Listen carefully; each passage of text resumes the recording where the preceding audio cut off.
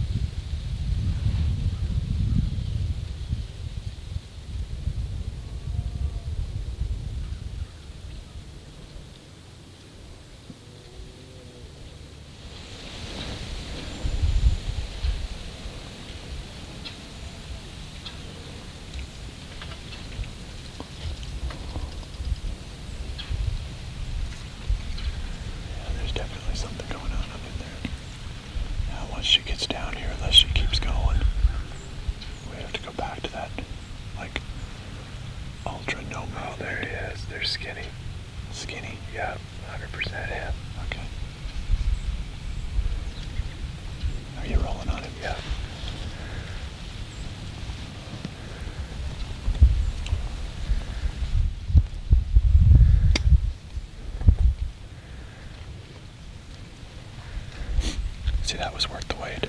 Yeah. Okay, there's the one he's after.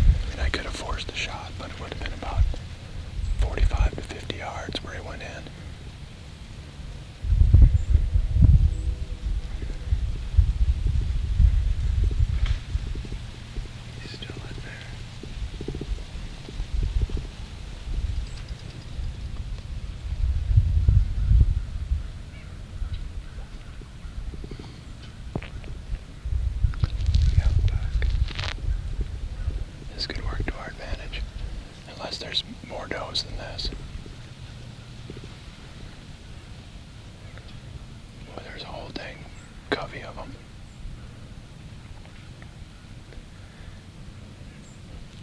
I got a bad feeling they're gonna turn that corner. That's where they're headed.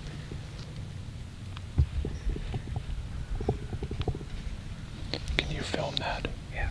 Okay. They're like right here, 20 yards, like right on the edge. Okay.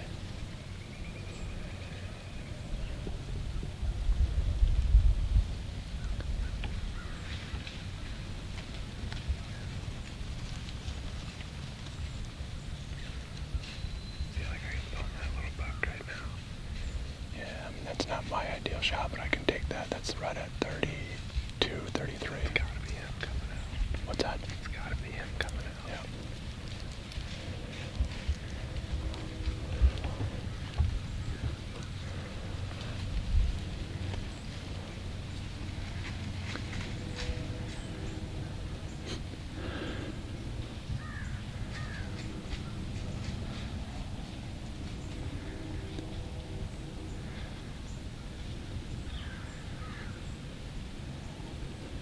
see the doe in there.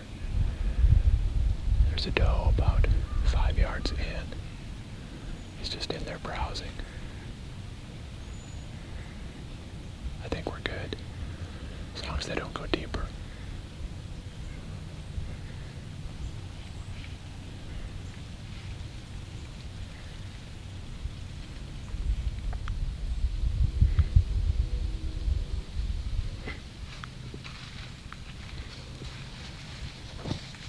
And it went in there. Okay, that doe is coming out. Get ready. Okay.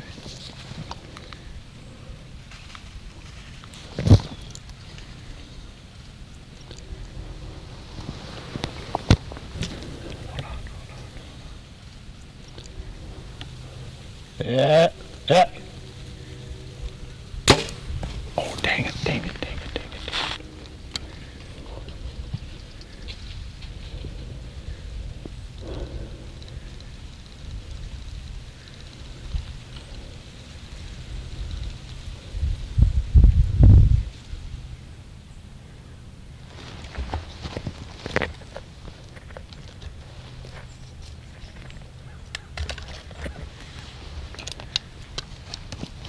Careful.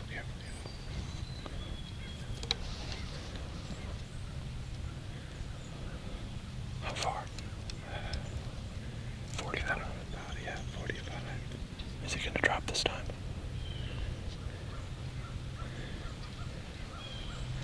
I'm gonna try it.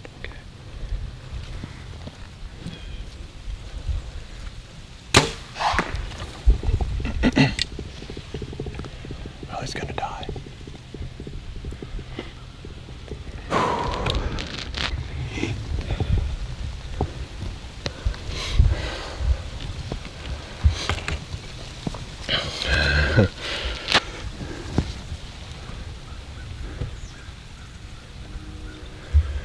Wow, that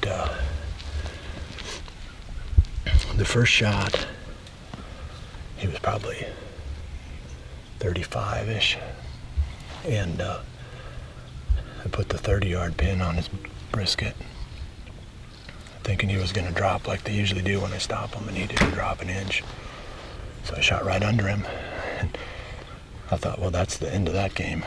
But Skinny is the bull of the woods, I guess, and he wasn't intimidated by any noise in a tree or even seeing a couple of guys standing in a tree. He was, I don't know what was going on in his head, but I was able to load another arrow. The second shot was 45, and I put the 40 kind of mid vitals, and he dropped and turned a little bit there, I guess. But now we'll just, I'm just going to sit here for a few minutes and enjoy it. But we'll regroup and go back after him in a little bit.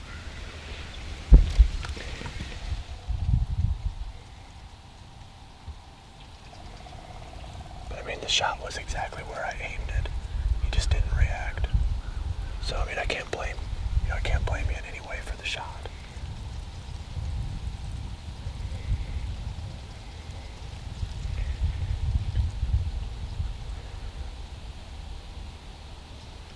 The action happened fast in the tree this morning. I didn't get a chance to even do an opening interview. But let's talk real quick about where I'm hunting and why I'm in here. This little small food plot is about an acre. It's frigid forage, pure trophy clover, and it lays kind of long and narrow. So generally, any deer that comes out into this food plot ends up within bow range. Typically the shots are pretty short. They flow right through here. But the reason I'm in here today is the fact that this is what I believe to be the west end, or at least towards the west end of Skinny's range. Another deer right below us. I got some trail camera pictures of him in this little food plot back in early October. Not many, but just enough to know that he did frequent this area some. Most of the pictures I was getting of this deer and all the daylight pictures were further to the east, but not a long ways away. So we knew we were in the game here, and hoping that if he did pop out, we'd get an easy shot, because that's typically what this food plot delivers is close range, easy bow shots. So it's the perfect setup. great spot for getting close range shots. And with the southwest wind, you almost never have any problems with the deer picking you off, or you don't educate hardly any deer from this spot. So it's one of my favorites, and for sure after today it goes even higher on my list of favorites.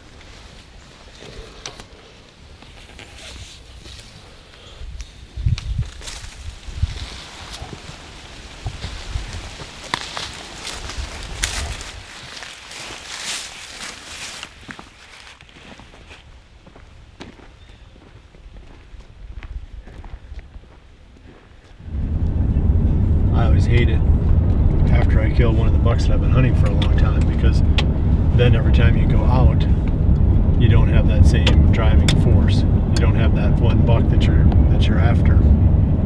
But you know, I guess that's, you know, the reality of picking one deer to hunt is, if you finally do kill it, then the woods always seems a little bit emptier than when the deer was still alive.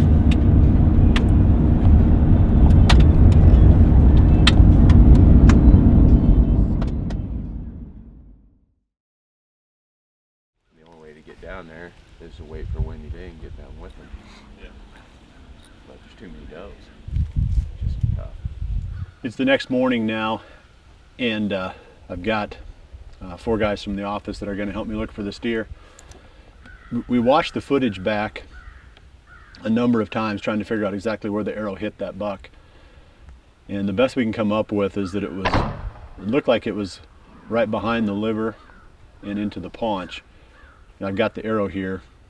Unfortunately, it's so dry that when the arrow hit the ground, I mean, it kicked up a bunch of dust and the arrow is just covered with dust. But it does look like there's some type of maybe stomach content or fibers or something up on the fletching. I mean, it doesn't have a real foul odor to it. Rather than go in there yesterday evening and risk bumping this deer, we've elected to wait until the next morning now. So that's the plan. We're going to look for blood first. And then we'll work the blood as best we can. If we lose blood, then we'll start to fan out and look for the buck himself.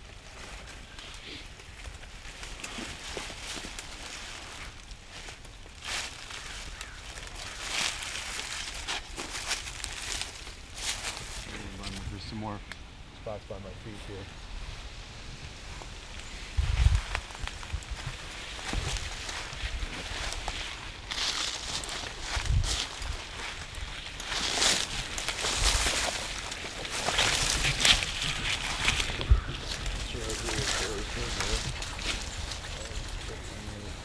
You got them going that way, Aaron? No, oh. It's just where we found that. This could be a really bad deal if you can't stay on blood.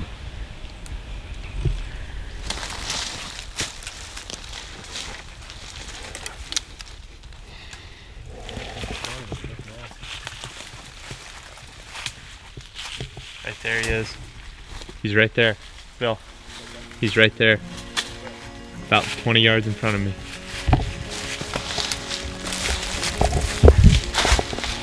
Well, seeing him and getting to him are two different things. This is some thick back in here.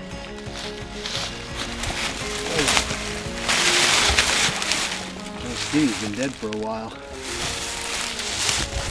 Well, we found him back in here. Oh, he's a big old brute of a deer. I don't know how long Skinny stayed alive after that hit. I don't think it was a real long time. He's a cool old buck. Look at that brow tine. It's got to be 8 or 9 inches long.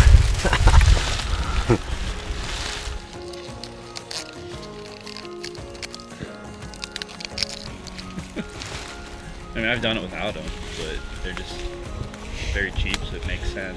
They would make sense right now. I would pay you a fair amount of money for a pair of gutting gloves at this moment. I had some at the house. Yeah, I was gonna say, I think I left any that I had.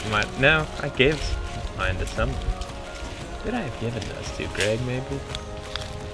Lucky Greg.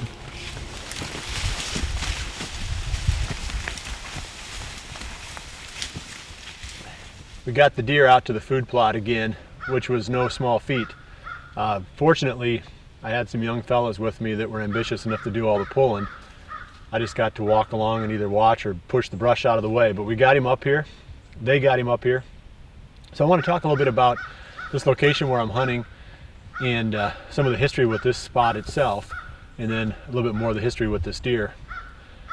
First, starting out on the location, this is one that when I first bought this part of the farm, there were a lot of small trees in this little opening. It wasn't a natural opening. Well, I shouldn't say that. It was more or less of a natural opening, but we had to clean it up and turn it into a food plot. It was just a grassy, kind of rough area. And these little spots like this have just become just total killer locations on this farm. And I'm sure it will work almost anywhere. For 360 degrees around this spot, it's just as thick as you can imagine.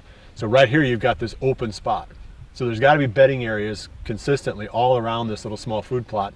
This is the first place the deer go when they get up in the evening, and it's the last place they mix around before they go back into their beds in the mornings. So it becomes sort of a natural daylight activity location for the deer. I just feel like every deer that goes through this area is going to end up in this plot. And because of the shape of the plot, almost everything that comes out into the plot ends up within bow range. This thing is long and narrow, and it funnels down at the other end where my tree stand is. I don't like to put a tree stand right in the middle of any kind of a food plot, just because I fear that the deer are going to be on all different sides of me. At least down there, I'm on the fringe of the plot. I can come in and go even with a few deer in this little small area. A lot of times they come right past the stand. These guys detoured and took a side trail heading out onto a little ridge there. And we've killed a lot of deer here. Mike Sawyer was one of the first guys to have some action here with a buck. He missed a deer here that we ended up nicknaming Sawyer. Greg Clements killed a buck here that we had been trying to get for a few years. That was in 2010. It's always been a really good spot for seeing bucks and for getting stuff to come past within bow range. It was one of those spots where we kind of figured we had our odds working for us, just because of the fact that, you know, it is such an easy spot to get a shot. So having a location like this where you're going to get that close range shot is a definite advantage. We saw this spot as being a definite potential hunting area clear back in the summer, and we got in here midsummer with the tractor and with the Heumann pole saw and cleaned out all the shooting lanes around that stand. It had grown up over the years. I don't know that we hunted it very much since Greg killed in 2010. We didn't have bucks in this area that we were really going after. So now with Skinny showing back up again, it was time to put some effort back into the spot. So we started picking this deer up back in early August. The guys were filming a clover field, and he was coming out pretty consistently. Of course, in velvet they look a lot different, and their bodies look a lot different in the summer. So he's changed a bunch since then, but that put him on the radar. The hunt for Skinny really started to accelerate in probably mid to late September, when we started getting a lot of trail camera pictures of him from a number of different cameras. And if you start putting those dots on an aerial photo, you would see that they were really starting to localize in one small area. We figured he was probably, to the best of our knowledge, living in about 60 to 70 acres. Where we are right now was on the far west end of what we thought to be his range. It became the focal point, really, of my hunting for the past several weeks.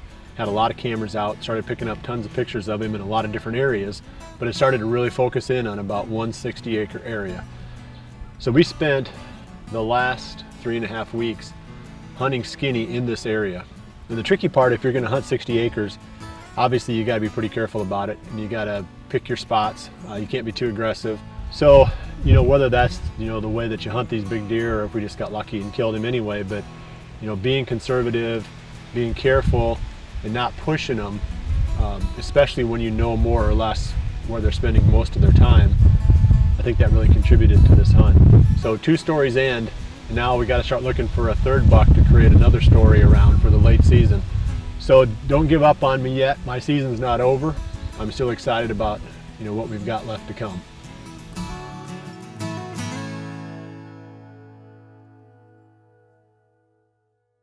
The wind is howling outside, so I'm going to do my interview inside today. We've got a week coming up now where if you do have a tag left, you need to be out there and take advantage of it. We've got colder temperatures, and we got the back end of the rut. And if you follow the estrus cycle of the does early in probably the end of October, first part of November. You get a few does in estrus, and then it ramps up to about the middle of November when lots of does are in estrus. Then it starts tailing off. When it starts tailing off, you've got these bucks that have been locked down with does getting back on their feet and trying to find the last one or two that might still be in estrus. So that's this week. So make sure you don't give up yet. The rut's not over, and there could be some good opportunities coming this week. I want to touch base one more time real quick on the hunt for Skinny. That deer was, he was a lot like Lefty. He was a lot of fun to hunt. And I don't want people to think that it's this easy. We put a fair amount of time in on that deer, but we got super lucky on both of these bucks. I mean, both Lefty and Skinny. I mean, you can't expect to put the trail cameras out, learn what you can, and then be able to peg those deer the way that we did. That's just, it doesn't happen very often. So don't think that you're doing it wrong if it's not as easy for you as it was for me this year, because you can only go back a couple of years and you will have seen some seasons that were a lot rougher for me. And I'm sure I'll have some rough ones coming up too. But it was exciting. I feel really blessed to have had a chance to hunt both of these deer this past season, and to have the pieces fall into place like that, to tell such a fun story where I could bring you guys right along the whole way through. It was a lot of satisfaction that I take from that. Before I let you go, one last thing. We do have the new logo Midwest Whitetail apparel available on the website. So if you hit the MW Gear button in the main menu bar of the website, it's on the right side there. Click that, it'll take you to where you can order some of this stuff. We'll get it out to you as quick as we can. We're excited about being able to showcase the new logo and finally get some apparel out there. We've still got a lot of action coming for you, so keep checking back to the Midwest Whitetail main show. One of the storylines you're not going to want to miss is the buyers, Caleb and Taylor.